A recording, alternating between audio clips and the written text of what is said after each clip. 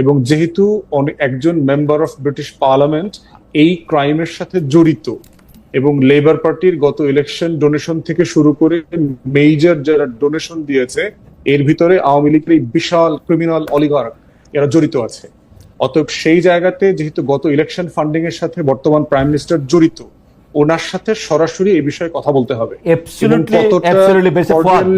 আমার অজ্ঞতা ক্ষমা করবেন, আপনি বিলাতি ব্যারিস্টার, কিন্তু আমি এই বিষয়গুলি কূটনীতিতে সত্যি সত্যি ব্রিটেনের প্রধানমন্ত্রী আমাদের সরকার প্রধানের সাথে কথা বলবেন কিনা সেটা বহু আগে ঠিক হয়ে যাওয়ার কথা। এটা আমি লন্ডনে গিয়ে আমি দেখবো উনি কানাডায় আছেন না এখানে আছেন, তারপর আমি এটা বৈঠক করবো। It's a no. আপনি ভাই সজ্জন মানুষ, আপনি এটা স্বীকার করেন যে সরকার এটা ফেইলার, সরকার এটা কভার আপ করতেছে। ডক্টর ইউনূস এখানে একটা পুরস্কার নিতে গেছেন। ওইটা তো আমি শুরুতে বলেছি যে এটা রাষ্ট্রের বক্তব্য, অন্তর্বর্তীকালীন সরকারের বক্তব্য হচ্ছে এইটা তাদের উদ্দেশ্য, ওখানে তারা কেন গেছেন। এখন দ্বিতীয় যেটা হচ্ছে পুরস্কারের বিষয়টা আসছে। থার্ড হচ্ছে এখানে সাইড মিটিং এ হচ্ছে বিএনপির অ্যাক্টিং চেয়ারম্যানের সাথে মিটিং হচ্ছে, কিন্তু যেটা বলা হচ্ছে যে শুধুমাত্র অ্যাক্টিং চেয়ারপারসনের সাথে মিটিং করবার জন্যই ওখানে গেছে, এটার সাথে আবার আমি একমত না।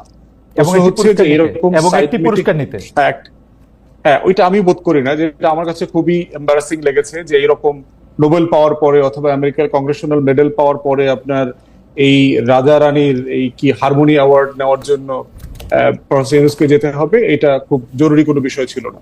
কিন্তু ওইটা গুরুত্বপূর্ণ মনে হয়েছে যদি সেই ধরনের দুদক এবং ব্যাংকের গভর্নর রিলেটেড যে রেলেভেন্ট এজেন্সি গুলো আছে তাদের সাথে যদি মিটিং করা যায়, এবং প্রধানমন্ত্রীর সাথে মিট আপের যে অ্যাপয়েন্টমেন্টটা হয় নাই, এটাও খুব বিব্রতকর যে একটা রাষ্ট্রপ্রধান যাচ্ছে সেখানে মিটিং এর প্রোটোকল আগে থেকে কেন ঠিক হয় নাই।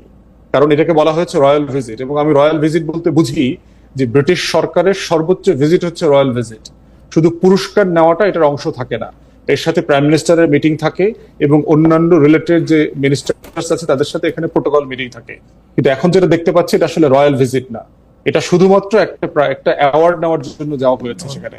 এবং এইটা সরকারকে পরিষ্কার করতে হবে যে সরকার যে যে উদ্দেশ্যের কথা বলছে এবং সেটা করবার জন্য তারা আসলে কি করেছে। আমরা দেখলাম ওখানে ন্যাশনাল সিকিউরিটি অ্যাডভাইজারের সাথে মিটিং করেছে, তারপর নৌবাহিনীর যে ডেপুটি হেড তার সাথে মিটিং করেছে, বাংলাদেশের এই যে আমাদের মিনারেল রিসোর্স, এরপরে হচ্ছে বঙ্গোপসাগরের লজিস্টিক্স এর ব্যাপারে যে টিম আছে তাদের নিয়ে তারা আলোচনা করেছে। এইটা করবার জন্য কি আসলে আমার হেড অফ স্টেটকে দরকার ছিল কিনা, এই 40-50 জন মানুষকে নিয়ে কয়েক কোটি টাকা লস করার প্রয়োজন ছিল কিনা, এইটার একটা ব্যাখ্যা সরকারকে দিতে হবে। এবং তারা যেটা দাবি করেছে সেটার জন্য তারা কি কি করেছে সেই প্রোটোকলটা পাবলিক করা দরকার। কিন্তু দুই পক্ষের কোনোটাই এক্সক্লুসিভলি অ্যাকসেপ্টেবল আমার কাছে মনে হয়নি।